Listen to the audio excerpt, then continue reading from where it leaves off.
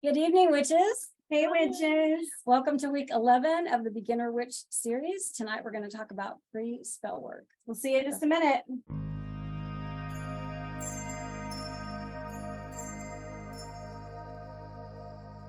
So we are at my place. And I'm not sure if we told you, but we're on what is this? A love seat. And we've got three regular size booties. So it's a tough. We're more like on the extra large side.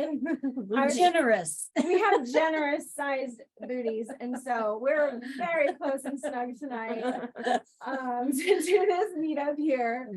And tonight is pre-spell work. And I have to admit, you guys, this course, this series, the Beginner Witch series is 13 weeks. And I think that when we get into spell work, it's probably, again, one of my favorite topics, because when you think about witches, this is the, if not number one thing to talk about with witches. Like, if people are doing spells, that's witchcraft, that's witches. So in pre-spell work, it's very important to talk through the theory of it. Like we did with the magical properties of items, there's theory first that is really crucial to understand before you start doing the practice. That way you know what you're getting yourself into. So that's what we're going to talk about tonight. We are having, ladies, look at this beautiful tea. Ooh, this is sweet pea tea. We're having a little tonight, ice down because it's hot where we're at in Florida. It's so good. It's refreshing. So it's actually like a blue color, like it's that blue, but then you add lime, lemon, whatever citrus to it, and it turns that deep royal purple color. So I love it. It's gorgeous. I love it. Okay. Thank you for making that. It's very pretty. You're very welcome. It is 7:07, so we should probably go ahead and get started with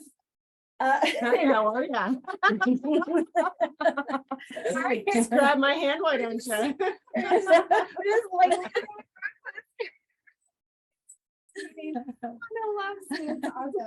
That made my neck hot. Just that about friction. Yeah, skin on skin. It's like It's a little warm. Okay, I'm gonna go over the first one, and then if one of you want to start with rituals right after that. But I think the biggest thing to talk about is that spell work and the misconception of spell work, right? If you gather the right things, if you say the right words, your spell is going to be super powerful and super effective. And I'm here to tell you that that is just not the case. Those help, definitely. It's good to have all of the things that make you feel like you're in it. But what we're really going to talk about tonight is how you personally, the power within the witch, the person doing the things, has the power to manipulate the energy, has the power to call in the things. So, one of the biggest things I think we reveal within this series is that in order to be a witch, you need zero material things. It's not about the items at all. It's actually about what you have within you, what you can call forward. So we're going to talk about some practices with that.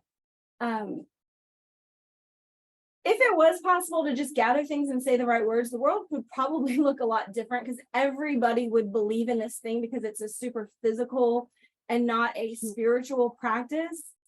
So that's just another indication that not every witch, I use that term loosely, or every person trying to do a spell, that's why those things don't work out, because it isn't just about the words and having the proper ingredients. It's really about the feeling that you're able to call in. It's about the energy that you're able to harness within yourself, how long you can stay in that energy. We say this a lot. What? Oh no, we gotta giggle that. something flew past me. I have a fan on because it's really hot. Did you see that? Don't make me laugh.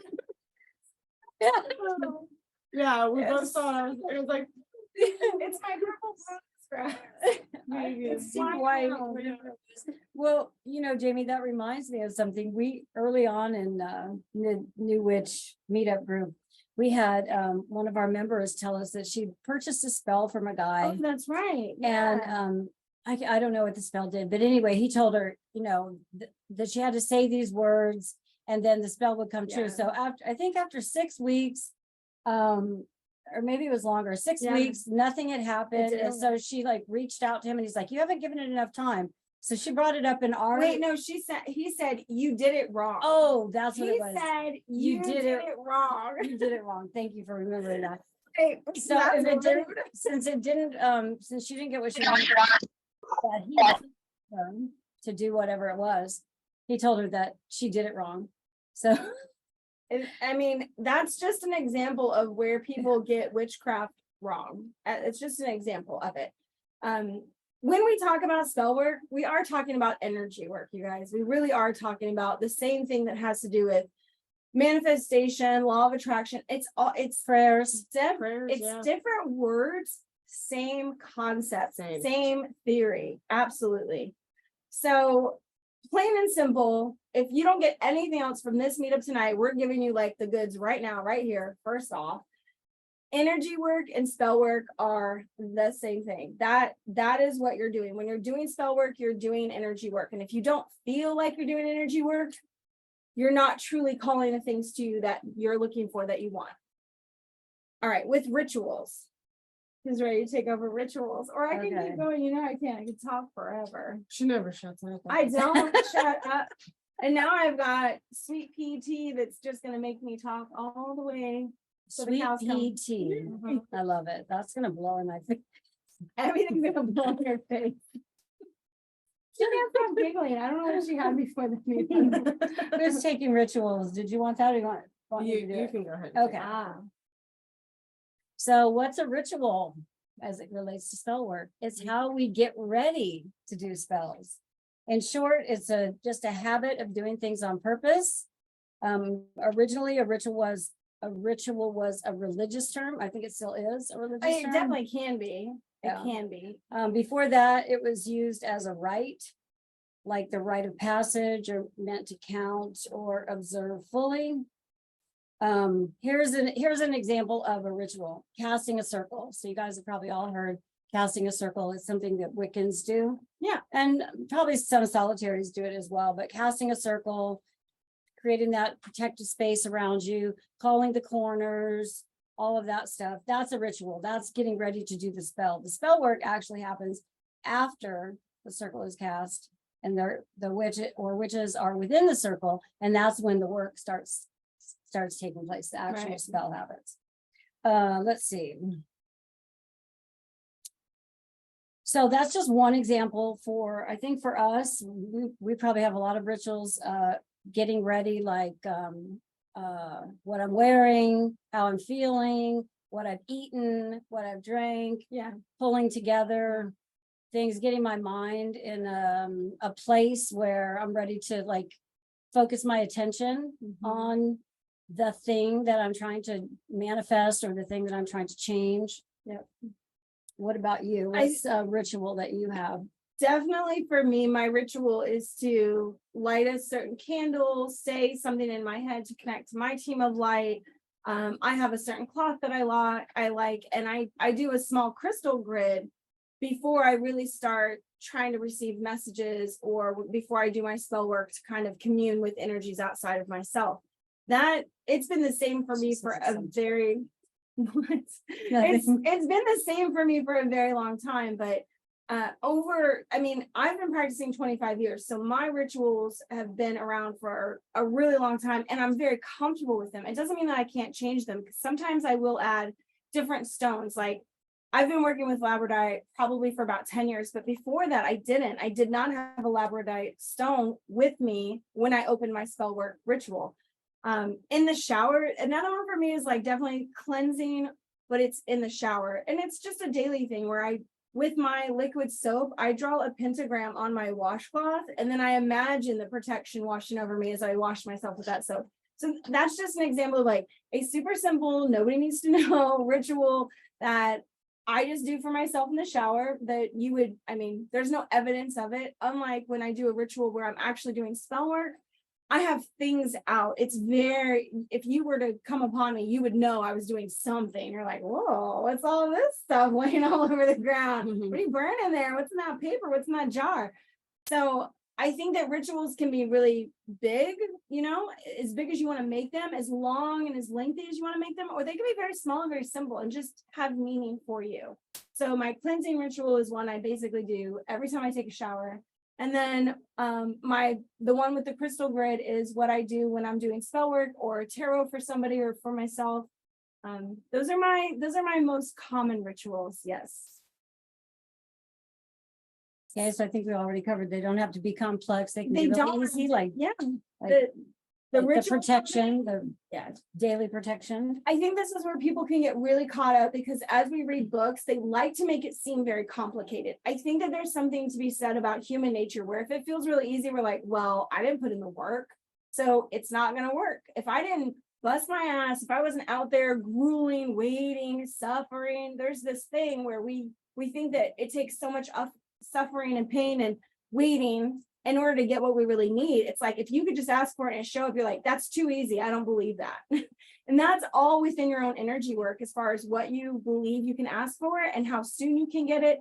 The universe doesn't work in our time, right? It doesn't keep track of days and minutes and months. It's just looking at when you create an energy around yourself that connects to the thing that matches what you're trying to pull into your life. So that's why we can say it can be very simple or you can make it super complicated, but it's whatever you think works for you. So you can start with the simple stuff, or you can start with the more complicated things to get you into the feeling of it and practicing like what feels right. And then switch to something super simple. I mean, looking in the mirror every day and telling yourself that you love yourself, that you're worthy, that you deserve love. That's a ritual. Anything that's a repeated habit that's hoping for an outcome is a ritual, big or small. Yes. Is that the actual definition? Is that the definition? It's my definition. I like that. I mean, Can somebody post the meaning of They ritual, please? but see, but this is what we're gonna get into, like, who wrote that definition, who's it for, and who benefits from that. A ritual is a repeated behavior, and it has to have meaning and purpose. Yeah, if somebody wants to actually, post the, what do we want to say? Where's Webster? Yeah, We where's wanna- my phone? I got my Webster on. And the thing. Tracy's not here tonight. We will miss her. We miss Tracy, but she already let me know that she had some stuff going on, so she won't be here. Usually she would be our 1000% on it. Should be on it. We wouldn't have to ask. So Kim said to everybody, a religious or solemn ceremony consisting of a series of actions performed according to a prescribed order. See, this is where that's religious, because that says rules and order, and it's not wrong. It's just somebody else's writing of it. Yeah. And when we put those same rules and regulations on ourselves, then we're allowed to say we're right or wrong. And it's just, we're not. It's a feeling. It's a feeling of what's right or wrong. I think we have like one thing that we think is wrong, and that's hurting other people or hurting animals. Like, we consider that a wrong action. Yeah. Everything else is just opinion. Everything else is just the way you feel with it, how it feels for you. I mean, I can't tell you how many books I've read where people told me to do something. I was like, I ain't doing that. That's just stupid. I don't like it at all. So I pick and choose, and that's what the joy of being a solitary witch is. You just get to pick and choose what you like to do and what feels right for you. Not to be gross, but to be gross. There's a Here there's we a go. very Oh popular boy. there's a very calling our there's- friends mom. there's a very popular witch on YouTube who uses Mom. her moon blood in her rituals. Oh, I've seen this. Yeah. I mean, Yeah, like a I lot. I can't get down with it. Yeah. So that's what we're talking about. Like, I'm if just a that- little bit squeamish, so. She's very popular, so there must be a lot of people at least Hey, if curious that's about it. for you, do it. Yeah. If you feel Do there's you power really- in it, that's the thing. That's the There's- thing. Do you What feel is there's power for you? Yeah. in your moon blood? Yeah. Yeah. And I mean, but that's where it gets into a really sensitive subject. Do you believe that you need to kill something in order to gain power to do something? This is other. Well, she's not killing practices. stuff. No, I know, but it's Oh. you're just leading it down the right and wrong side, Mhm. or I hate to say right and wrong, but preference of like what you think power looks like. Moral. Yeah, and it gets into moral stuff. Mhm. So when we did like witch ethics way back in week 2, you guys, those are some of the things that we talked about, where as you build your practice, these are things you have to decide for yourself on what is morally right and wrong for you, what Mhm. feels powerful for you, what feels like you're gaining something. How do you see your own energy? How do you, raise it? What depletes it? It's acknowledging all those things so that your spell work, because we're getting to the end of the series now, this is what helps or hinders your spell work, is owning and knowing your own energy and what assists you in building it up. Like, what do you think when you're surrounded by something, or what is the thing that you're surrounded by that makes you feel really powerful as a witch? Definitely nature. Nature. Yeah. That would be mine. 1000%. Getting out of my house, Yeah. man-made structures. So Water Yes. for me, I Water, really love Trees yeah. and water. for water for sure. Yeah. So it's where you find where you feel your power the most. Where do you feel like your witchiest self, Yeah. For me, it's like barefoot, sitting either in the dirt or the grass or the sand.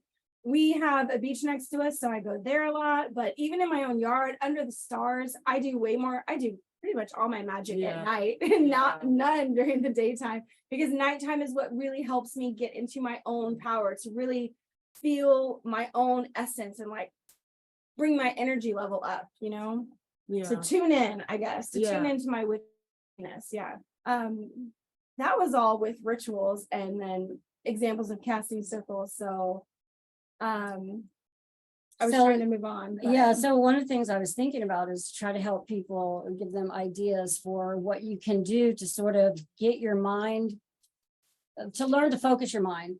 Because so much of the time it's hard for us to quiet the thoughts. We can't stop thinking about the to-do Other list, or what stuff. happened at work Yeah. today, or what's going to happen with our kid tomorrow at school, and all that kind of stuff. So a good thing to start to practice is, even if it's just 5 minutes, 1 minute meditation, so that you can quiet your mind, because you're going to need that as part of bringing in that energy. Yeah. Also, So with control over your mind, I think the best thing to mention is that we do use meditation practices to quiet our mind. We call it monkey chatter. It's just like all the little worries that, pop up that you don't even want to think about. You didn't ask those thoughts to come into your head, but they do anyways. We use meditation as a way to quiet the monkey chatter in our minds so that we can focus on the things we want. And as stuff comes up that we don't really want, we're like, all right, thanks, I'll get to you later. Back to what I was focusing on. That's power and control for us. That's how we think of power and control. It's over ourselves. Yeah, absolutely. And speaking about kind of getting into your headspace, the ritual actions, that is what really allows you to take that time out. You're dedicating a time to learn how to get into your own energetic space, quiet your mind, get to that place where you're not thinking of anything and you're really diving deep into that. For me, a lot of times when I do my rituals, it's a whole kind of like setup for me. And that's what really gets me into that energetic space, is it's like I'm cleansing it, whether it's a bath or I'm laying down and I'm meditating in the sand or whatnot. But I have my crystals, I have my candles, I have my sage, I have all of the things surrounding me that I set up that make me feel good and relaxed enough to get to that meditative, energetic space. Yeah. I think using music sometimes can really help me. That can Yes, shift that everything for actually me does help a lot. a lot.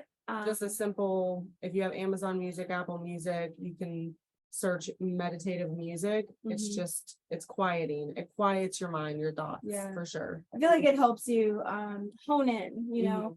the focus part of like just staying in a space where you're not in worry and fear and predictions and past stuff. Because if you ever have tried to sit with yourself and not think about anything, you start thinking about everything. Like All the things you really don't want to. stuff that you're like, what? Why am I worried and about how long that? can you sit still? For me, Yeah. it's not very long Yeah. if I'm not, if I don't try to get myself in the zone and set Yeah. the space Set a so that I space, yeah. can do that where it's quiet and it's perfectly dark, or my eyes are closed and I have earbuds in. My dog's locked up. Yeah. The distractions from kids, cars, animals. My watch is ambulances. off. My Yeah, Apple Watch is off. electronics off. Mhm. My phone's always in airplane mode so that I can't get calls for interruptions, but. And it's crazy because that sounds so easy, right? Like, oh, just put everything away It's a and little just checklist. it's honestly really hard. And I feel like it takes a lot of energy to kind of get yourself to that place, because stepping away from your responsibilities, having the space to do it where you feel comfortable, having the time to do it, it's not always easy, but I think when you really put in that work, you'll have a really good outcome from that. Ryan shared his playlist on the chat, you guys, for how it probably helps him get into his zone, or even, Thank you you, know, Ryan. I know that Ryan works like in Landscaping. I was gonna say yard business, but in landscaping. So when I'm out gardening, I usually have something on, like music that's meditative, or if it's super early and all the birds are out, I'm just listening to that, and I have no other thoughts besides like my plants, the dirt, some weeds, the birds, like when new butterflies are hatching that day or whatever. And that's sort of a meditative state that you can get yourself into as well. Just where you're not thinking about stresses, you're not thinking about problems, you're not ruminating over the past, you're just in the present moment. Meditation My helps guy with that. from Dallas. Oh yeah, mom's story. All I see in our notes is Kat's boyfriend example. I'm like, what is this? What is I mom? have a boyfriend. What is so- your boyfriend? What is Kat's? It was the spell. It was the spell, right? Yeah, it That was was just, it. it was, Yeah. You It just was- fell on that guy from Dallas? No, I Oh. I was like, oh my gosh, why didn't I hear about this? spells on I people. didn't. That's why I was a little shocked. I'm like, well, since when? No, I did a spell to bring love into my life, and Yeah. then when it came, it was very forceful and it scared the shit out of me. And I decided, Okay. well, I Forceful? thought, well, he was very aggressive. And I'm not. That's still not the right. Well, no, the right No. one. He was- Persistent. He was actively pursuing He was her. eager. Eager, interested, and Interested. And she's like, oh my God, ew. Why? Go Yeah. away. she does this, it was a spell. It was a spell. It was a spell. So she did a spell to bring love into her life, to meet people. romantic love. Romantic love. And probably a month later, we were out at a little tiki bar, and sure enough, Sure shit. sure as shit, she met somebody and they hit it off. I think you guys met on the dance floor, didn't He you? did. He was so cute. He said, Dance floor. I was wearing space buns, and he said, you should wear your hair like that every day. That was his come on remarks. I was like, See? oh, wait a minute. That was it. And they were all hugged up by the fire pit, whispering Oh, sweet geez. nothings. It was so I'm cute. so sorry I missed it. Oh, you are. It was like, it was perfect. Yeah, but then it got really intense. Because he So. called her 3 times, and that was enough for her. She said, no, thank you. Well, when you live alone for such a long time and you're used to having your own quiet little life, and then somebody wants you to fly off to Dallas like the next weekend, like, what? Oh, it's so horrible, you guys. You hear that? He's like, come visit. I'll fly you out to Dallas. Oh. So Anyway, even I guess I when we- wasn't ready. That's the point. Be careful what you ask for when you do spells. Yeah. You might get things you're not quite ready for. Well, you get what you asked for, and then you might realize it's not actually what you wanted. But it's such a great learning opportunity when something comes into your life that you really thought you wanted, and then all of a sudden you're like, oh, whoa, wait a second. Well, you know what it made me realize is that I still had work to do. I wasn't ready, even though I felt like I was ready and I really wanted it. But I wasn't ready. Definitely not. I So, mean, I think that that's a successful even spell my when it can words, teach you something. even my words indicate, like he was, Yeah. the words I used to describe it still indicate growth is, needs to happen. Needing growth. So spell work gives you what you need to grow yourself, even if it's exactly what you want or don't want. It's opportunities always. So a lot of people have asked us, what do you do if a spell fails? And I'm like, well, we really haven't had them fail. We've had them turn out a little too hard. Like Yeah. they've come to a little too much truth. Too much and- power. Tone it down a little bit. And that's when we're like, oh, maybe we should have maybe not asked for as much or just step back a bit. I think that when you get everything that you're looking for, you realize that it's a lot more than you expected. So Well, and Um, sometimes there's a domino effect, like if you decide to change the weather for a trip that you're gonna go on. And then what happens with the weather, when you change the weather in one place, it affects weather in other places. So then other things happen as a result of that. And just sort of like this whole energetic thing going on in the sky. Yeah. So be well, careful about that. And I guess it's a good time to Mhm. mention that, we're not with spell work, you guys, even though Hollywood makes it seem like we're trying to light shit on fire or make things levitate or people disappear or fall in love with you. That's not truly the work of spell work. You're trying to manipulate an outcome. You're trying to manipulate energy to bring an outcome towards you that you're really looking for.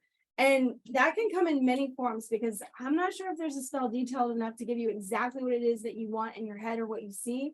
But the more times that you think about what you're looking for and what you want the outcome to be, if you can visualize it, that's the outcome that can be brought to you more and more. So I want to make spell work less about physical stuff, like manipulating physical items in your environment. I've definitely had witches, newer witches, send me emails and ask me, why can't they light their candles with their thoughts? And I'm like, metaphysically, that just doesn't work. I don't, physically, science wise, I can't explain that for you. You're going to talk to somebody else. But it's the act of bringing warmth into your home instead. So if you were looking to have more fire elements around you, you're looking for something else. That's the best way to describe what spell work truly is in the beginning. And then what the universe turns it into can always amaze you. You think you're asking for one thing, and what it brings you is so much more than you expected. And it's like, whoa, that was an unexpected gift and awesome, great. Or, now I need to step back and think about and ask and say no. Okay. What was I gonna say? I'm curious to know how many people have done spells. Or if you've never done a spell, what kind of spell do you want to do? Like, are you thinking about something that you want to bring into your life or get out of your life? Or any rituals. I just did a ritual for the full moon lunar eclipse. You guys can put that in the chat if you want to. Money spells, and they worked. Yes, I did a money spell and it worked. I don't do it. Jamie's been doing this for 25 years, Jolene like 10 years. So they have a lot more.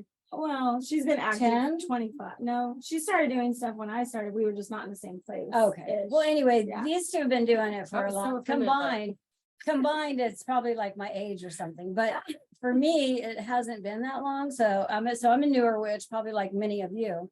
And I haven't done that many spells mainly because I haven't felt the need to do them. Yeah. Right. If I had a need, if I really wanted something in my life, like when I wanted love, or one time I wanted money because I knew I was going to have this bill coming and I wanted the money to pay it. That worked too. I got that. But I haven't done a ton of them. So if you're a newer witch and you haven't done lots of spells, certainly you shouldn't be doing, or I wouldn't say shouldn't be. doing. Don't you be doing No, I was gonna say, sometimes it sounds like witches are doing spells like every day. I think somebody asked us that, like, how many spells a week do you do, or something like that? We're like, a week. No, more like a month. Maybe a month. Yeah. So I think if you're spending your time doing a lot of spells like that, You might tire yourself. I don't It's know. just, it's preference, but then they make books, like there's that one book that's like a spell a day book. Yeah, I have that book actually. but I had it too, but they're very little tiny things, and we're talking about a ritual of stirring an intention into your coffee, Right. or showering off and washing yourself It's and nice to saying have something. It's nice to have the book so that you can Get find those little ideas, things yeah. to do, but you don't Yeah. have to do a spell a day. That's Yeah. just a lot. It's Unless you want to and you have Yeah. time for it, then girls, spell it up. I think Nice. it's kind of like drawing a card every day sometimes, where some people feel like that's a lot because they're learning tarot. But when you know tarot and you're just, or still learning, but not brand new, pulling a card a day doesn't feel as heavy. Like, okay, I'm learning this system, so I'm exposing myself to it every single day. I see the benefit in that. But spells have not been the primary reason why I became a witch. So it wasn't the center of my focus. Mhm. Reading people, so palmistry, tarot, astrology, like all of those things, energy work on myself, healing within my own soul, heart, spirit is definitely a huge focus for me. So shadow work has probably been my biggest thing my entire witch Oh, life. that was the one I forgot to mention. I was gonna say Shadow- shadow work. was Yeah, the next. shadow work stuff, it's So, anything. besides meditation, shadow Yeah. work. Yeah. And as you come up with your practices, a lot of it is going to be about healing. I saw in the comments that, you know, a relationship healing spell. Yes, yes, yes. Yeah. Connection is why we're here. Connection is why we are in this earthly classroom as souls. And as we experience relationships and they don't work out, we don't want to harbor or carry with us all of that ill experience. And we definitely don't want to put that onto the next relationships that we have. So healing yourself after a relationship is, for me, I think it's vital. Taking out as much time as you need. A long time ago, long, many moons ago, I asked my mom, I said, how do you get over somebody that you've loved? And she said, how long did you love them? And I said, 4 years. She said, it's going to take twice that to really let go of that love. And she was not wrong. It took a very long time to let go of somebody that I was in love with, that had hurt me in a lot of ways. And even now, if I like see his name or picture or something comes up, I'm like, ugh. Well, it's somebody that you You had know? plans with to make this whole life, you know, and the longer you're together, I mean, depending on the relationship, but you know, I've been in 10-year and longer relationships, and you know, you got a plan there. You think this is your future. And when it doesn't work out and when it ends, it's devastating to the heart and to the soul. And you analyze, you know, every little word that was said and Yeah. wonder what you could have done different, and all of that, letting go of all of that and really realizing that some things just aren't, they're just not meant for us. Meant for us for a period of time, but not forever. Yeah. Yeah. I used to believe in the word soulmate, or maybe I believed in 0 soulmates, you know, but what I've come to learn throughout my years is that we have lots of different soulmates, and they're all over the place. And some are for really big reasons and some are for little small reasons. And everybody that we run into, I think, can teach us something or help us understand ourselves more. Even people in front of you at the grocery store waiting in line. Like there's something about the interaction between you and a cashier or a waitress, or people at a stoplight, or a crazy person on the road that can't drive. All of these things are opportunities for us to reflect on ourselves and say, how do I handle this energy that's been brought into my space now? What am I going to do? Because that's truly the only thing that we have control over. We do not have control over other people, even though that would be amazing at times, because I'm the mother of a 17-year-old and I would love to control all of that, every part of him, All mine are grown. but I don't get to. You know, yeah. And so when we were making bad decisions, yeah, I bet she was like, damn it, if I can't wrangle that in and control it for 5 years so she can stop doing, you know, stuff, whatever. She doesn't approve of, or thinks, you know, that we'll get hurt. But we always have to remember that even the people in our lives who are hurting and going through stuff, they have their own story. It's not our story. They have their own experiences they need to go through in order to grow and become themselves. So in relationship healing, that's part of it. You're healing yourself, and you've got to let them go off and heal themselves and go through the next experience that they have to go through. Because ultimately we're here to like learn and then move on, right? Like nobody, as souls, I would never want to be stuck here in a human body. I'm like so ready to go to the other side, but not suicidal, but like ready to go. I don't know if anybody else is that way. Like I can't wait to get over there, but I'm going to live out this life as long as I can. Just because I know that I'm no over there longer somewhere. worried about it. You know, I mean, I used to fret about getting old and dying and stuff, and now Yeah. I'm just like, Are you excited? yeah. No, what? I wouldn't say I'm excited. Yeah, but could you not? I don't hear. I'm excited. I wouldn't say I'm excited, but I'm gonna say I'm not afraid for when it comes, because I know, what I'm gonna experience on the Yeah. other side, and I'm gonna have opportunity to come back and learn whatever Got to. lessons I didn't learn here. That's right. I think it makes you more open for not taking things so to heart and feeling like you only have one chance to get it right, that there are other opportunities. If you guys didn't know, reincarnation was actually in the Christian Bible up until like 600 or 700 AD. They took it out because knowing that people could have another chance at life made them not act right in this one. So the church was like, yeah, we need to get rid of that. They need to think they've got one shot to get it right. Let's just exnate all that. So look up that fact. It's very interesting that they took out reincarnation. Very cool. So imagine if Christians all thought that they could be reincarnated and there wasn't this seriousness about one life to live and all of that. What would the world look like? Or all religions, if they all think like one life, one chance, one shot. Yeah. I just What- heard what for Eminem me- in my head. It was, Eminem, okay, for me- one shot. for me, it was the judgment thing that was Yeah. drilled into my head as a Catholic, you know, Yeah. and then like pointing this way or that way, you're going to hell or you're going, Oh, boy, who didn't turn Yeah. off their? Mom, I forgot. notifications? Mom didn't turn Sorry. off her phone. If anybody heard that.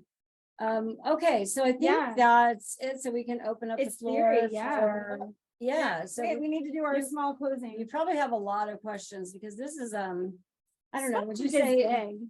Yeah. Yeah, and it's harder to grasp until you do it, Yeah. until you start doing it. So if you feel any trepidation, if you've never done this before, that sounds normal to me. It's normal. And just keep doing it, just keep practicing and developing a ritual for yourself to get yourself into a headspace where your mind is clear and you're focused on what you want to bring into your life or change in your life, or you're manifesting.